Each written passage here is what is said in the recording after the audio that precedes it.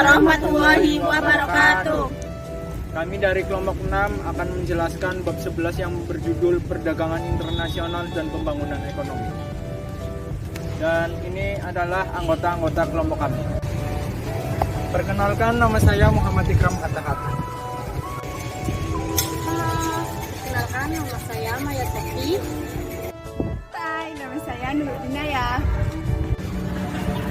Perkenalkan, nama saya Martina Upi Pugawan. Hai, perkenalkan, nama saya Nabila Yuntias.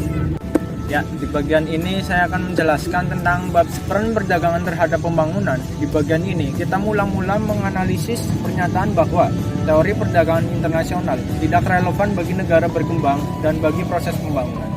Perdagangan dan pembangunan ekonomi, menurut teori perdagangan tradisional, jika setiap negara berspesialisasi pada produk dengan keunggulan komparatifnya, output dunia akan membesar.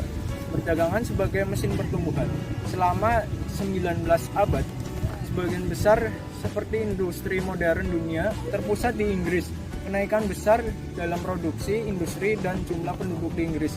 Sedangkan sumber daya hanya sedikit mendorong cepat kenaikannya pemerintahan makanan dan ekspor bahan mentahan, dan daerah yang saat ini mapan seperti negara Amerika Serikat, Kanada, Australia, Selandia Baru, Argentina, Uruguay, dan Afrika. Kontribusi perdagangan terhadap pembangunan. Meskipun perdagangan internasional tidak dapat secara umum diduga sebagai mesin pertumbuhan saat ini, masih terdapat banyak cara yang dapat berkontribusi bagi pertumbuhan ekonomi negara secara berkembang saat ini. Perdagangan internasional dan teori pertumbuhan endogen. Perkembangan saat ini mengenai teori pertumbuhan endogen yang dimulai dengan Thomas dan Lucas memberikan dasar teori yang lebih lugas dan teliti mengenai hubungan positif antara perdagangan internasional dengan pertumbuhan pembangunan ekonomi yang berjangka panjang. Selanjutnya akan menjelaskan tentang neraca perdagangan dan pembangunan ekonomi. Yang pertama, jenis-jenis neraca perdagangan dibagi menjadi 4, yaitu neraca perdagangan komoditas bersih, neraca perdagangan pendapatan, neraca perdagangan faktor tunggal, neraca perdagangan faktor ganda. Ini menurut rumus dan contohnya dari masing-masing jenis neraca perdagangan. Dari keempat neraca perdagangan yang disebutkan, N, I, dan S merupakan yang paling penting. D tidak memiliki banyak pengaruh bagi negara berkembang. Jika pernah dapat, D termasuk di sini hanya untuk kelengkapan. Neraca perdagangan yang paling penting bagi negara berkembang adalah I dan S. Akan tetapi, karena N merupakan yang paling mudah untuk diukur sebagian besar, pembahasan pada literatur ekonomi dalam bentuk N. Hal ini umumnya dianggap baik bagi negara berkembang.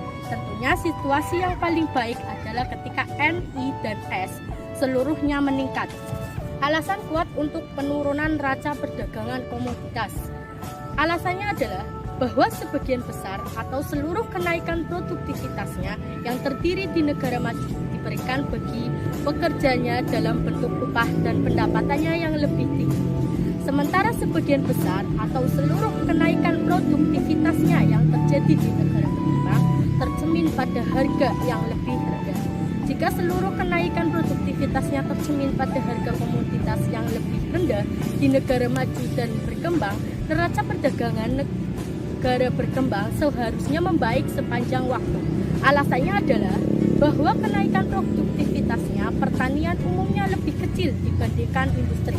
Alasan lain yang memperkirakan neraca perdagangan di negara berkembang menurun adalah bahwa permintaannya akan ekspor manufaktur dari negara berkembang cenderung tumbuh jauh lebih cepat dibandingkan permintaan negara maju.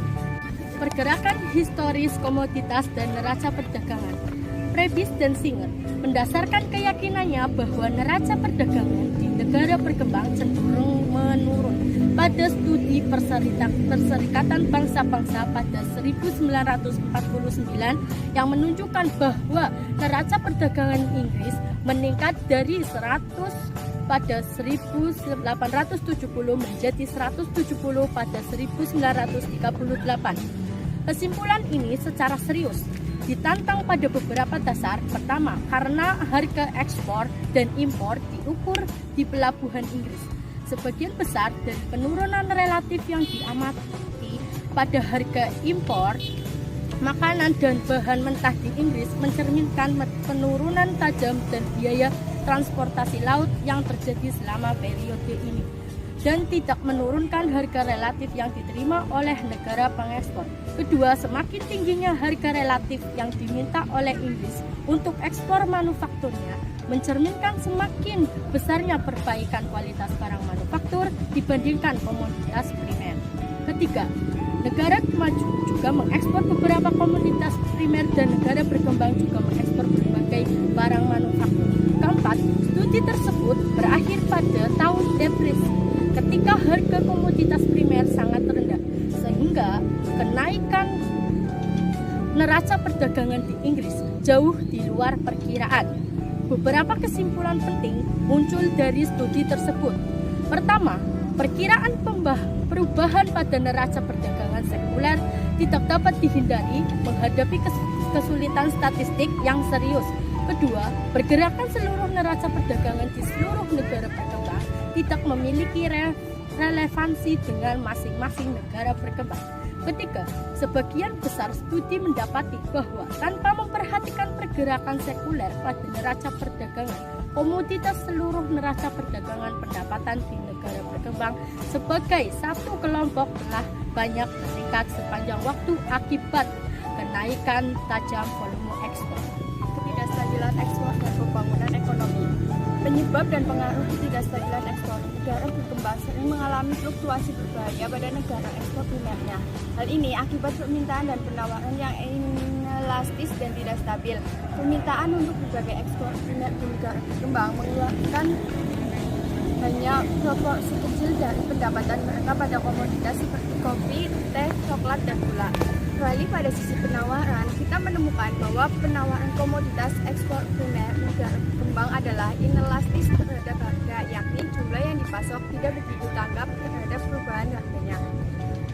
Ukuran ketidakstabilan ekspor dan pengaruhnya terhadap pembangunan. Ketika ketidakstabilan ekspor adalah lebih besar di negara berkembang dibandingkan negara maju, derajat ketidakstabilannya tidaklah begitu besar dalam artian mutlak ketika diukur pada skala 0 hingga 100. McPin kemudian menunjukkan bahwa fluktuasi penerimaan menyebabkan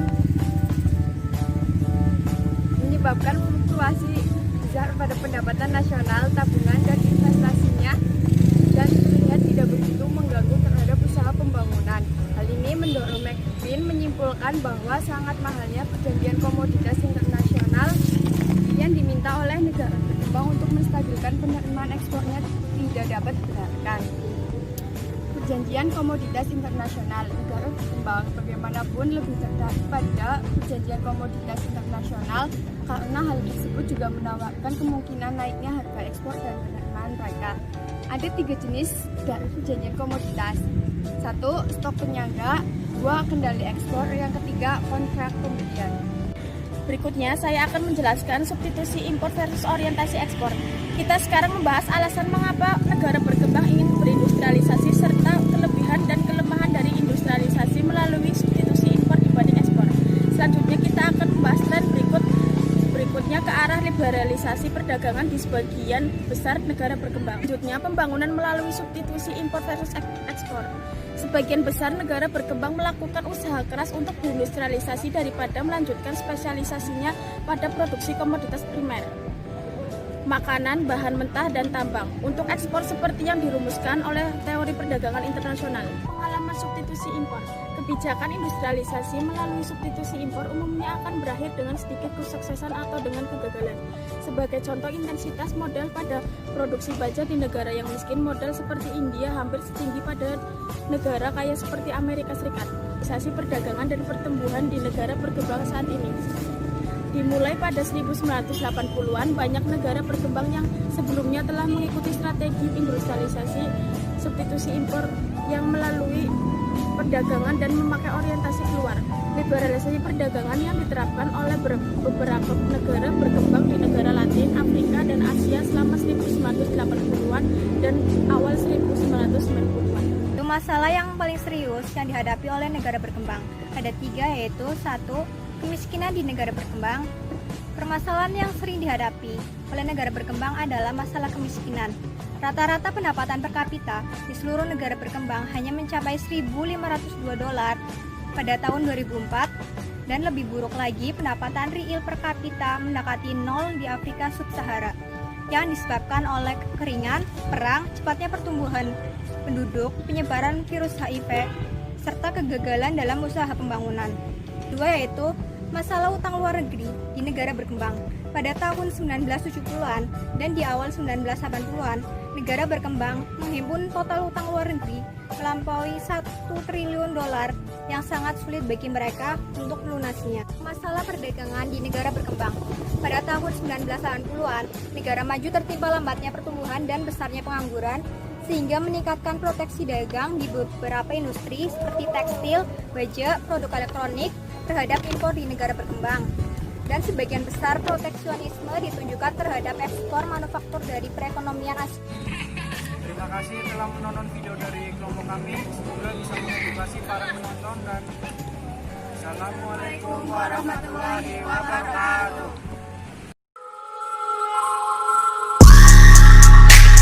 Outside in the